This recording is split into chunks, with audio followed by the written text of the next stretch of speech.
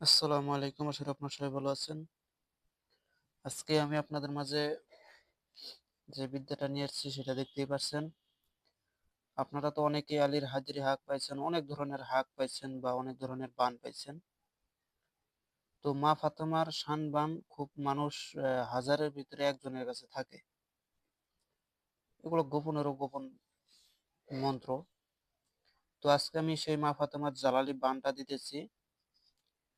এটা আমার নতুন চ্যানেলের জন্য করে ফকিরি বিদ্যা মন্ত্র চ্যানেল। আপনারা সবাই লাইক, কমেন্ট, শেয়ার করে পাশে থাকবেন, সাবস্ক্রাইব করবেন অবশ্যই। এরকম মন্ত্র আমার এই চ্যানেলের ভিতরে পাবেন। গোপনেরও গোপন মন্ত্রগুলা দিব। তো আজকে যে মন্ত্রটা দিতেছি এই মন্ত্রটা একটু বড় হবে। আপনারা একটু ধৈর্য সহকারে মন্ত্রটা শুনবেন। এটাতে কি কি করতে পারবেন মন্ত্রটা পড়লে পারে, মন্ত্রটা যদি বুঝেন তাহলে অবশ্যই আপনার নিয়মটাও পেয়ে যাবেন। আমি এই মন্ত্রটা বলতেছি, ভিডিওটা বেশি বড় বানাবো না, আপনারা একটু শুনবেন। আমি ধীরে সুস্থে বলতেছি।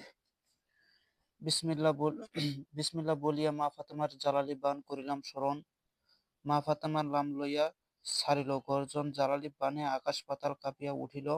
আগম দরিয়া কাঁপে খোয়াজ খিজির, আকাশে কাঁপিয়া উঠিল আকাশের যত ফেরেস্তা, পাতালে কাঁপিয়া উঠিল পাতালের যত নাগিনী।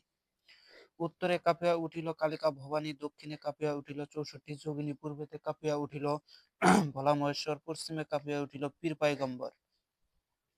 সপ্তম আকাশ পাতাল হেলিতে লাগিল, জালালি বানের টানে জ্বলিতে জ্বলিতে জালালি বান আকাশেতে যায়, যত ফেরেশতা দেখে করে হায় হায়। এইবার বুঝে আরশ কুরসি আর থাকিবার লয়, জিবরাইল মিকাইল ইসরাফিল আজরাইল কয় নিরঞ্জনের ঠাই। আসিতেছে মা ফাতেমার জালালি বান আর রক্ষা নাই। আল্লাহ বলে বান স্থির কর ধীর, মা ফাতেমার জালালি বান স্থির হবার নয়। আরশ হইতে জালালি বান হেট মুখে যায়, দেব দেবতা জিন পরি নজরেতে পায়। দেব দেবতা জিন পুরি প্রাণে পাইল ডর, পালাইয়া পালাইয়া পালাইয়া পালাইয়া বলিয়া না পালাই বলিয়া পালাইতে লাগিল। কোথাও না যাইয়া পালাইতে কোথাও না যাইয়া পালাইতে পারে। দেবদেবতা জিন পুরি জালালি বানে জ্বলে পুড়ে মরিতে লাগিল। আয় আয় ঘটির মধ্যে আয়, ঘটি ছাড়া অন্যদিকে যাস, মা ফাতেমার জালালি বানে জ্বলে পুড়ে যাস বা মর, এটা বলে হলো। দোহাই সত্যবীর, দোহাই মা ফাতেমা। আসলে এই বানটা আপনারা কয়েকটা প্রয়োগে কয়েকটা নিয়ম এটা কাজে লাগানো যায়। এগুলো মন্ত্র যদি শিখা থাকে, আপনি যদি কোথাও বিপদে পড়ে যান, এই মন্ত্রটা যদি জোরে জোরে পাঠ করেন, ওখানকার যত রকমের দুষ্ট দেব দানব যত কিছু আছে সবকিছু আপনাকে সালাম করে ওখান থেকে বিদায় নিবে।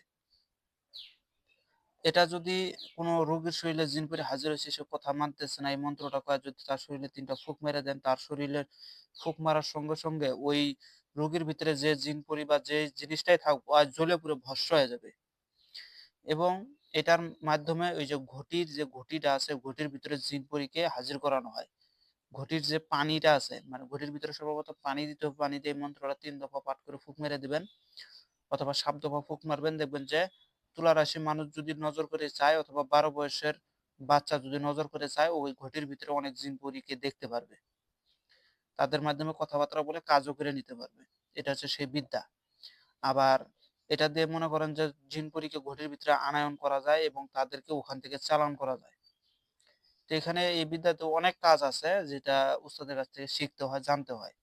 এটা সে মা ফাতেমা জালালি বানটা আমি আপনাদেরকে দিয়ে দিলাম, স্ক্রিনশট দিয়ে নিয়ে নেবেন। অবশ্যই আমার বিদ্যাতে কাজ করতে গেলে অবশ্যই আমার কাছ থেকে অনুমতি নেবেন। যারা আমার শিষ্য, যারা গুরু দক্ষিণা দিয়েছে তাদেরকে অনুমতি দিয়ে দিলাম। আর যারা অবশ্যই চ্যানেলটাকে ৫টা শেয়ার করবে, ৫টা শেয়ার করে যদি সে আমাকে বলে কমেন্টে যে আমি শেয়ার করছি, আর আমি যদি দেখি না অবশ্যই সে শেয়ার করছে, তাহলে আমি তাকে অনুমতি দিয়ে দিব।